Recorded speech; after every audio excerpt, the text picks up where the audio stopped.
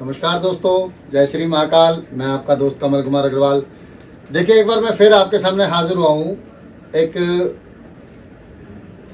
विश्लेषण के साथ में। विश्लेषण क्या है दोस्तों, जैसे कि आप और हम सब जानते हैं कि 6 सितंबर 2023 7:21 रात को बुधवार को भरणी नक्षत्र में गुरुदेव का नाम आते ही मुस्कान आ जाती है दोस्तों। गुरुदेव वक्री हो रहे हैं। वक्री दोस्तों एक खगोलीय घटना है जिसका ज्योतिष शास्त्र में भी बहुत बड़ा महत्व है और विज्ञान में भी। मैं अपने सभी दोस्तों को बताना चाहूँगा, समझाना चाहूँगा और कुछ विश्लेषण लेके आया हूँ मैं। और विश्लेषण चालू करने से पहले मैं अपने सभी विद्वान दोस्तों को, भाइयों को, बहनों को, जैसे मैं हर बार रिक्वेस्ट करता हूँ, आज फिर कहूँगा, अगर आपने चैनल सब्सक्राइब नहीं किया है तो प्लीज़ लाइक, शेयर, कमेंट्स और सब्सक्राइब करें, क्योंकि तभी आप आने वाले वीडियो और पीछे वाले वीडियो देख पाएंगे। इसके साथ साथ दोस्तों, अगर कोई आपको कमी नज़र आती है तो आप हमें बता सकते हैं। आपका स्वागत है, कमेंट्स में स्वागत है आपका, ठीक है। हम बात करते हैं गुरुदेव के ऊपर, जो कि आज के टाइम में मेष राशि में गुरु के साथ राहु बैठे हुए हैं। और पिछली बार जब हमने बताया था कि गुरु राहु की जब युति बनी थी तो एक बहुत अच्छा योग नहीं है। हालांकि योग और दुर्योग सारे ही ठीक होते हैं, भगवान ने दिए हैं। किसी को अच्छे दिए हैं, किसी को बहुत अच्छे दिए हैं, किसी को खराब दिए हैं।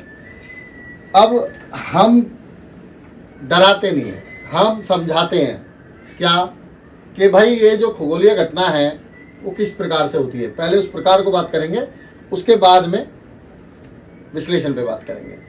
दोस्तों, सूर्य ग्रहों के राजा हैं और ज्योतिष शास्त्र में एक मान्यता है कि बाकी के जो 6 ग्रह हैं, जिसमें राहु और केतु 9 ग्रह हो जाते हैं मिलके, तो राहु और केतु दोस्तों हमेशा वक्री होते हैं और उनका जो विश्लेषण होता है उसी हिसाब से होता है कि वो वक्री रहते हैं। लेकिन कुछ टाइम पीरियड के लिए 18 महीने में राहु केतु भी मार्गी होते हैं। ये एक विशेष बात है जो मैं आपको बताई है। और उसके साथ साथ जब सूर्य से 147 डिग्री पे जाके गुरु हो, शनि हो, मंगल हो, ये वक्री हो जाते हैं।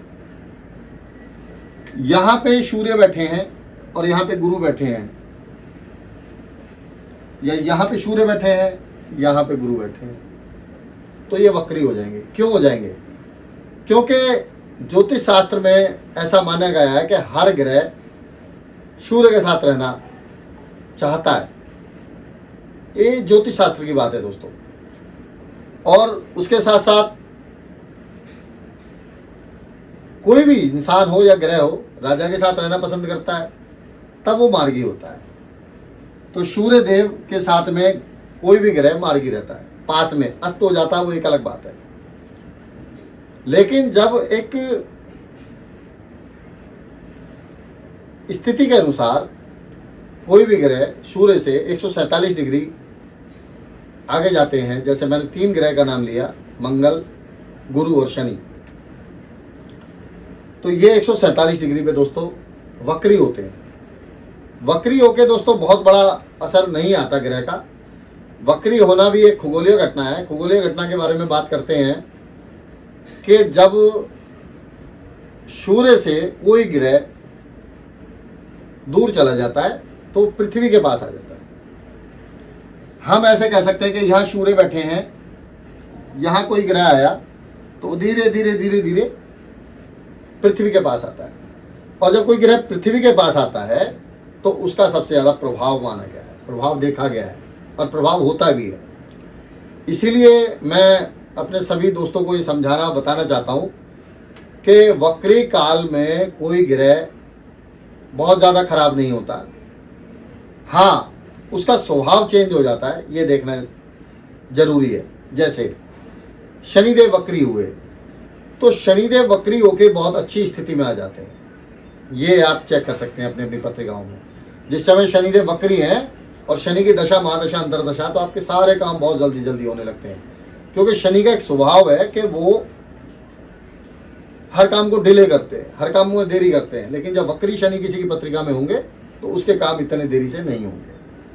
अब गुरु की बात करते हैं। गुरुदेव शुभ ग्रह हैं और शुभ राशियों के वो मालिक हैं, धन के कारक हैं, शिक्षा के कारक हैं, संतान के कारक हैं और मैरिड के कारक। महिलाओं के लिए दोस्तों गुरु पति के कारक हैं और पुरुषों के लिए गुरु हर जगह कारक है, क्योंकि पैसे की भी जरूरत पड़ती है, संतान की भी जरूरत होती है, धन की भी जरूरत होती है और ज्ञान की भी जरूरत होती है, स्त्री के लिए भी और पुरुष के लिए भी, दोनों के लिए। अब दोस्तों समझने वाली बात यह है कि जब गुरुदेव वक्री हो जाएंगे तो अपने स्वभाव को चेंज कर लेंगे।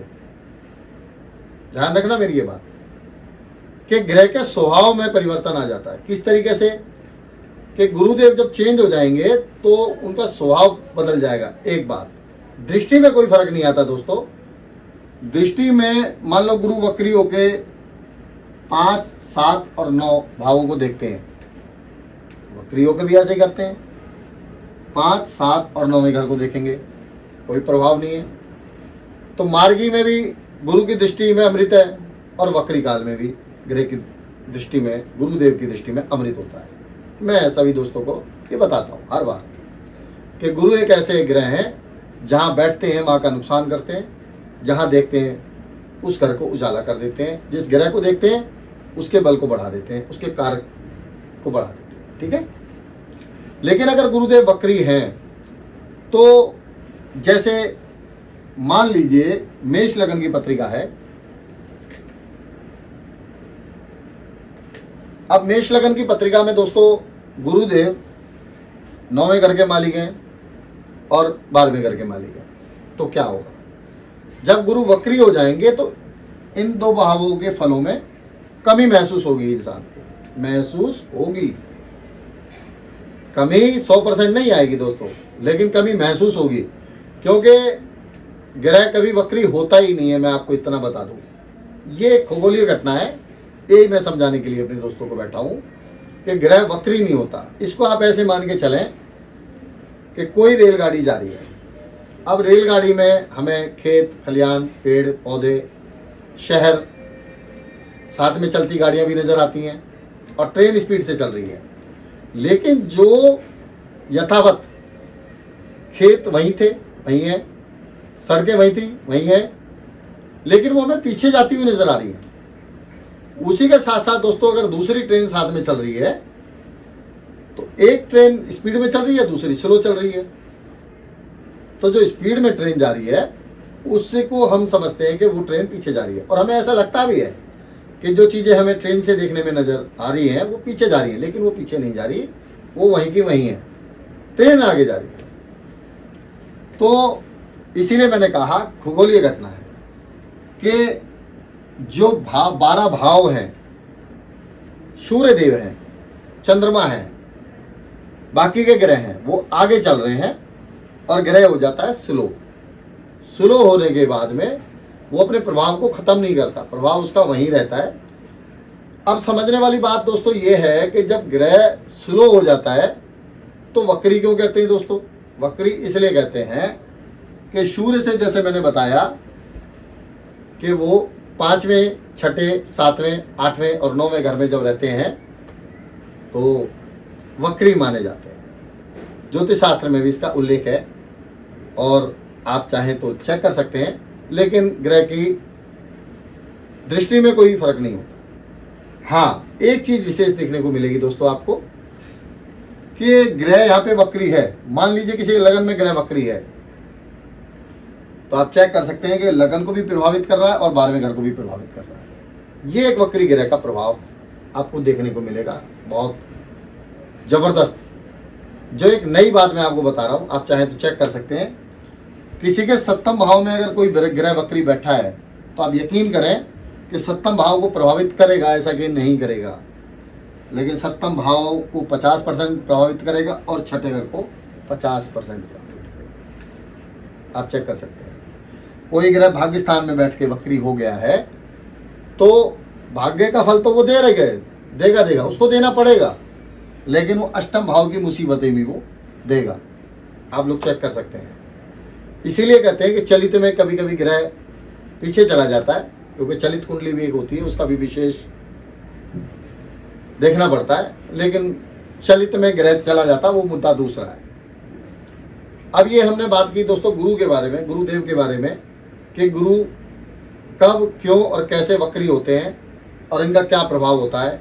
एक विशेष बात और मैं बताना चाहूँगा दोस्तों कि 6 सितंबर 2023 7:21 PM बुधवार को गुरुदेव भरी नक्षत्र में वक्री हो रहे हैं, और ये 1 जनवरी 2024 1:29 दोपहर को सोमवार अश्विनी नक्षत्र में मार्गी होंगे।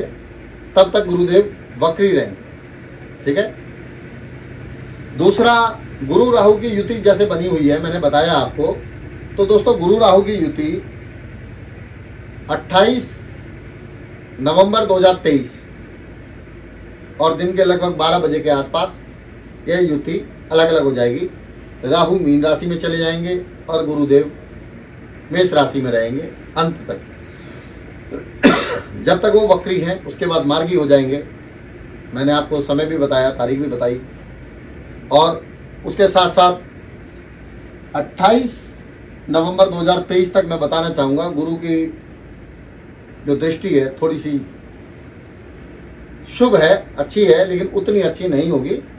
लेकिन 28 नवंबर 2023 के बाद गुरु की दृष्टि में और अमृतमय हो जाएगी, और यही पीरियड जो दोस्तों होगा वो बहनों की शादी विवाह का होगा, और यही जो समय होगा ये भाइयों की, जो लोग शादीशुदा जीवन को जीना चाहते हैं और जो लोग शादी लायक हो गए हैं उनकी समस्याएं कम होंगी। भगवान ने चाहा तो उनको अच्छे जीवन साथी मिलेंगे, ये हमारी कामना है। और उन सभी भाई बहनों को आशीर्वाद है जो विवाह योग हो चुके हैं और उनके विवाह की जो समय आ रहा है और उनके विवाह के योग बनेंगे दोस्तों। जिस पे हमने बात की दोस्तों, आज हम सिर्फ बात करेंगे जो हमने की है कि गुरुदेव का वक्री होने का फल क्या होता है या मार्गी होने का फल क्या होता है। अब किस राशि पे क्या प्रभाव पड़ेगा इसको नेक्स्ट वीडियो में बात करेंगे। जब तक के लिए मैं एस्ट्रो कमल कुमार अग्रवाल आपसे इजाज़त चाहता हूँ। जय श्री महाकाल। नमस्कार दोस्तों।